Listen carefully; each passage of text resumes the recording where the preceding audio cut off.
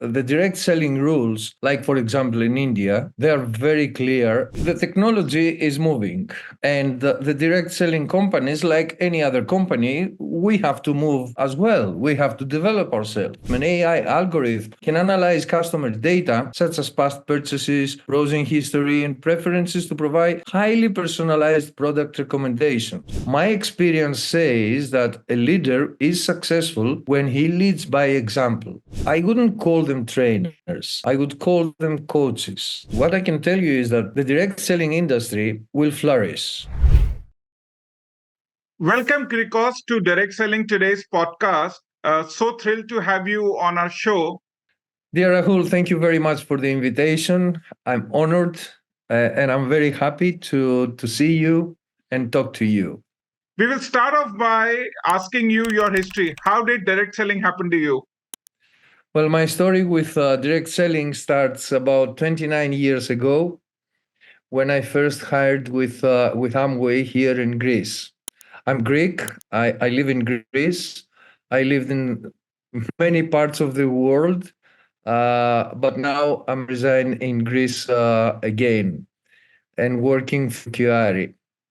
As I said, I started back in 1997, and I've been through different companies and various organizations in direct selling, serving the distributors and the leaders from various positions, from general management, regional management, and also I served in two companies as compliance director, global compliance director, for the past 4 years. Also, I've been managing director for Europe, and now I'm with QuiAri, and I am the field development director for Europe, Middle East, and Africa. It's a very interesting combination, Kirikos. Field, sales, marketing, legal, compliance. Yes, I mean, you've done everything, and you worked in multiple places: Europe, Africa, Middle East, yes. probably some part of US. I will come to a very important question. When it comes to legal compliance, how do you think the laws between Africa, Europe, and Asia are? Are laws very clearly defined for direct selling in these three continents? Well, in Europe, obviously, in Europe, they're very, very clearly defined. Also in the United States. In some African countries, yes. In some others, no. And in some parts of the world, the direct selling rules, like for example in India, okay, they are very clear and very very crisp. But what I want to say is that no matter if the legal frame is there in every country, the direct selling companies should operate ethical uh, under an ethical way, and should respect and apply all the rules that the companies, they have written in their code of ethics. Because the code of ethics, it's the same everywhere, no matter which country you operate. So if we stick in our code of ethics and we do ethical work, then the legal frame, it doesn't play any vital role. You understand what I'm saying? Excellent statement. So just to summarize, you're saying that being ethical is actually same thing all across the globe, and it is actually pretty much a bigger thing than being illegal. Exactly. There are some countries that they require to obtain a direct selling license. Okay, there are some countries that they do not require to have the direct selling license. But no matter if you need or not the direct selling license, you should operate on an ethical way. Okay, great. Thank you, Kirikos. Now you have an experience of 30 years almost, and you have seen the entire transition from a place where you do a chart paper or a flip chart presentation to probably today's artificial intelligence and new technologies coming in. Do you think this new technology, artificial intelligence, is actually helping the direct selling industry, or it is creating a confusion in terms of how to prospect people or how to train How have you, as a leader for your company, have adopted artificial intelligence in direct selling?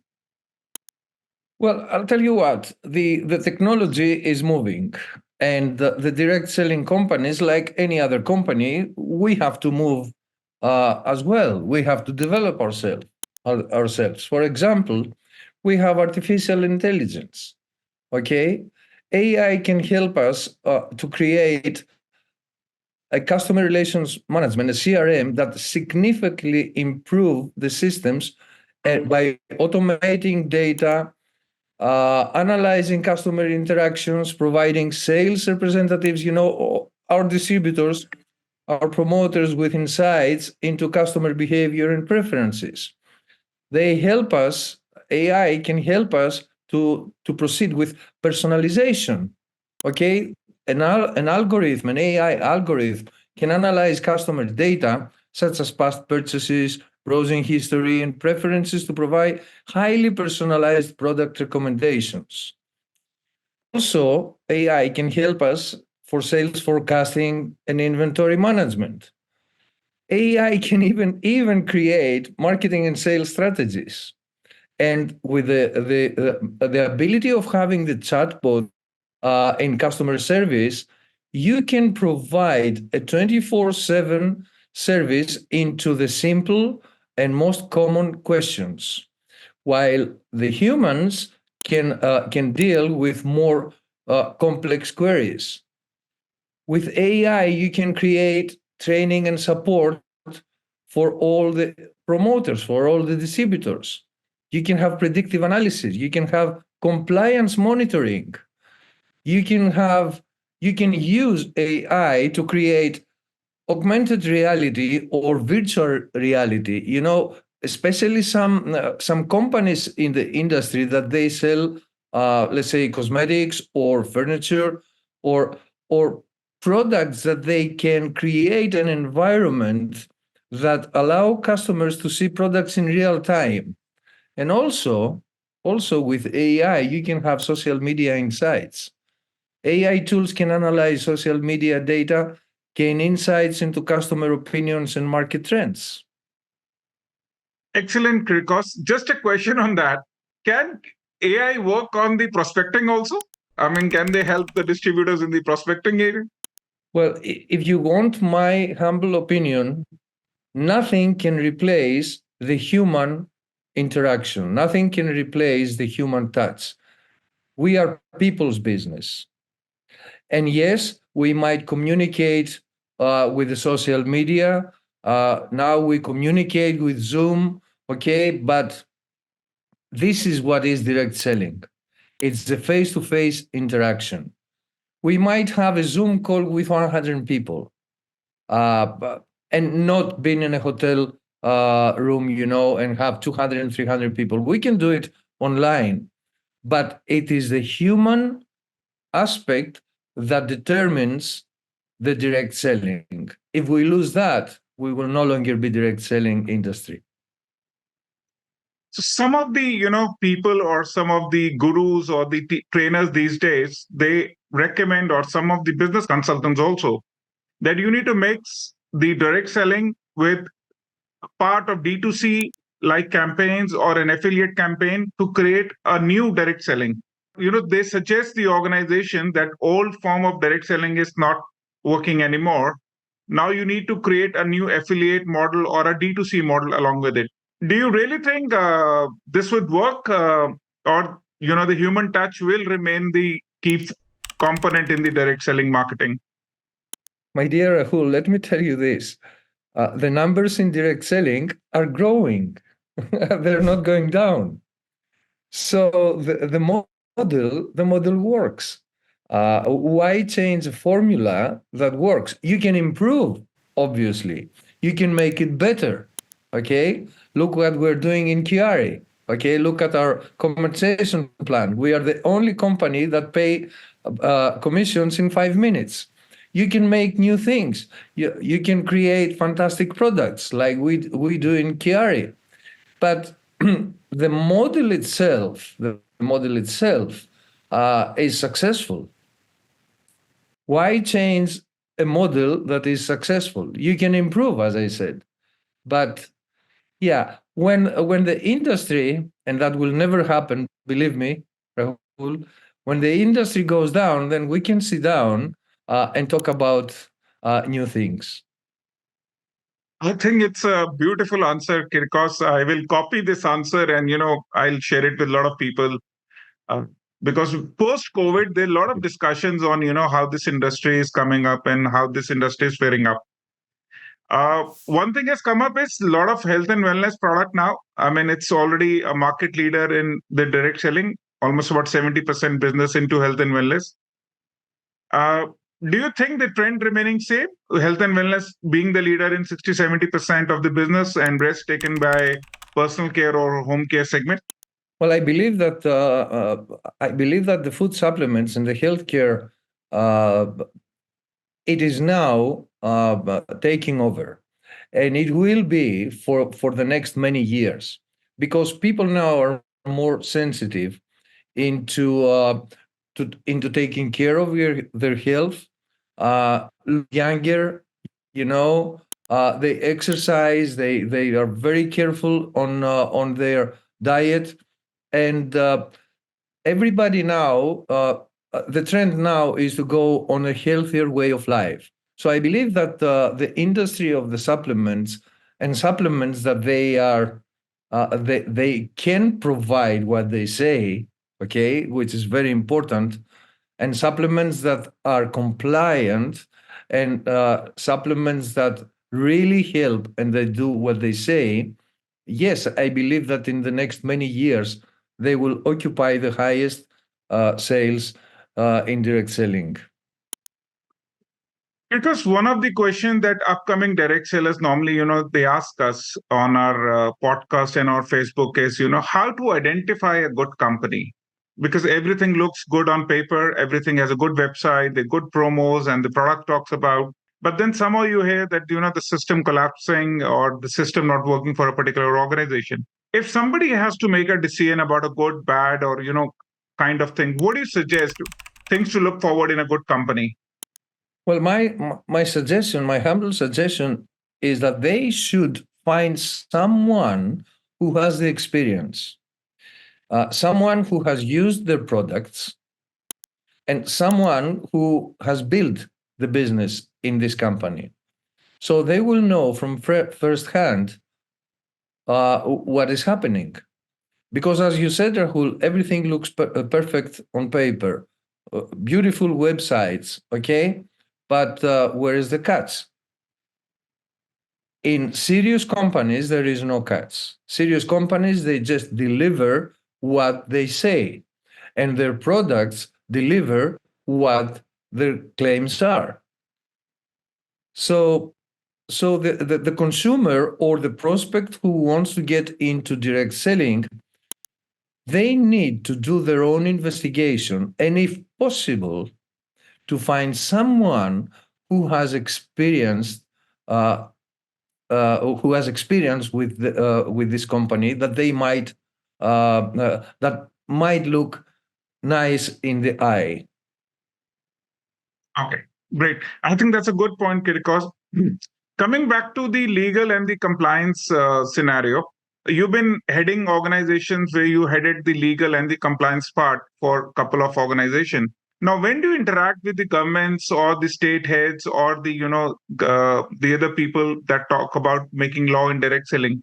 How do you communicate with them? Whether it's not a pyramid, we're not a structure, things like this. So, how does the government licensing happens across? You work in both markets, Europe, which is one of the advanced markets for direct selling, and Africa, which is an upcoming market right now. So how does the interaction with the government happens when it comes to lawmaking? In the past, the governments, the authorities, they didn't know much about direct selling. So we had to educate them. Today, Rahul, believe me, they know even more than us. They are highly educated in the industry. So when we interact with governments, with authorities and governmental bodies, there is one very important thing that we need to bring on the table. We need to reassure them about our ethical way of doing business, about all the rules that we have in place, and most importantly, what are we doing to educate the field? Because the field is out there doing the job, and the field can damage the name of a company or make it very good. So it's down to the company to train its distributors, its field, of how to do ethical business. Every company has a different compensation plan. Every company has a different product portfolio, but we all have one thing in common. We need to protect the industry by training and educating our people of what is ethical and what is not ethical, and not just to leave it a tick on the registration that they read and accepted the rules. No, we have to go deeper. We have to go deeper and include this in our trainings. Great.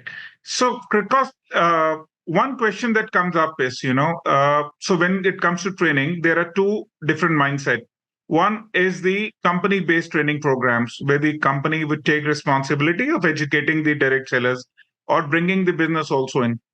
The other thought is that you have the group of leaders controlling the education system. So, which is your favorite model? Company owned education or the leadership driven education? I was, I am, and I will always be uh, a fan of companies' education programs. Now, the leaders, they can put their personalities because every leader is different. Every person is different. But the training, the frame should be the same. And this is what we're doing in QuiAri now. We provide everything, everything in training for training to our leaders, to our promoters. They put their own personalities on how to present and how to do it. That's a great thought, Kirkos. Now, one thing that also comes up with leader is, I'm sure you would have handled this scenario when there are top leaders who are not working, uh, I would say, as per the organization. Or the some leaders who have got the top positions but are not very actively involved in the organizational thing. So, how do you manage those kinds of leadership? The people who are in the system are the ambassadors for the organization, but are not working actively. How do you manage those kinds of leadership? Well, I was very lucky enough throughout my career not to meet that type of leaders. All the leaders that I have met, they're working hard, no matter, and in the previous company and the one before, and the leaders are working hard. And they need to work hard if they want to maintain their status. And those leaders that they work hard, they lead by example. If you do not work and if you do not support your network, what do you expect the newcomer to do? The newcomer will believe that with registration they will become rich. That's not true. You have to work. And especially here in QuiAri, I see the leaders to be so hardly involved on a daily basis, running meetings, creating groups, sending messages. I mean, it's amazing.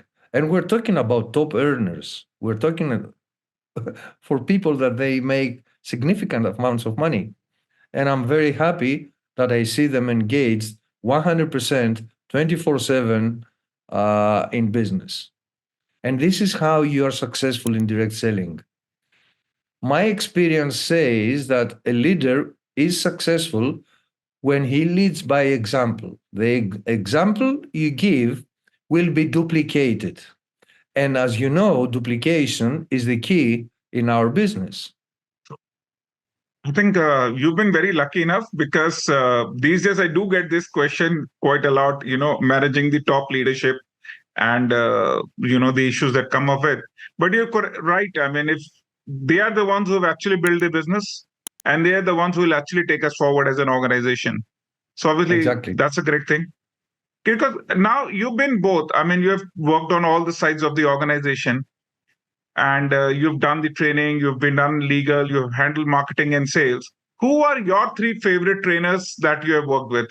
Whom do you find that these are the good three trainers in direct selling? Well, trainers. I wouldn't call them trainers. I would call them coaches. Because in direct selling, you need to be inspired. And I love the industry. Okay. I just love the industry. I love direct selling. And I've been very lucky in my life to start with Amway, where Rich DeVos was there, obviously. My first boss in Amway, Tom Schaefer, who really taught me everything I know about direct selling. And through the course of the years, I met very important people. And today, I'm very, very fortunate to work with Bob and Christy Reina, the founders of QuiAri, that they are really, really changing the environment of direct selling. I mean, they are doing amazing things. Amazing things. Now, three favorite books, Kirikos. Three favorite books which you think every direct seller should read. That's a difficult one. Oh, I'm sure this not. I mean, it's That's a difficult one. But, if I may give my advice, the word in brackets, because I'm not giving advices usually, but if someone wants to become a good direct seller, they need to love people. They need to like helping others. If you like helping others, then you will be successful in direct selling. But you have to be genuine. And in this matter, there are so many books out there that I can really not pick one, two, or three, or five. I would leave everyone, to make their own choices. You can find many good books, very good authors, also in direct selling. People that they have experience and they share their experience with their audience. But one thing, if I can say, is that if you like helping others, you will be successful in direct selling. So if you want to create some extra knowledge on this, look in this direction to be educated. I think that's a very good statement, and I think it speaks about everyone. If you love helping people, then you are bound to be successful in direct selling. Yeah. That's a great point. Because now there's another thing which is coming up these days is the young people.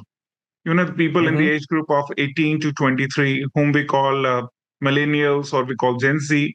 And now these people, they have a lot of alternate career options now. Mm-hmm. They have the gig economy, the Instagram economy, the Ola Uber economy. I mean, 20 years back, I'm sure there were not many options available. People wanted to earn extra money, but didn't have so many options for it. Now, how Mm-hmm. do you think these people, this young generation, is reacting to direct selling now?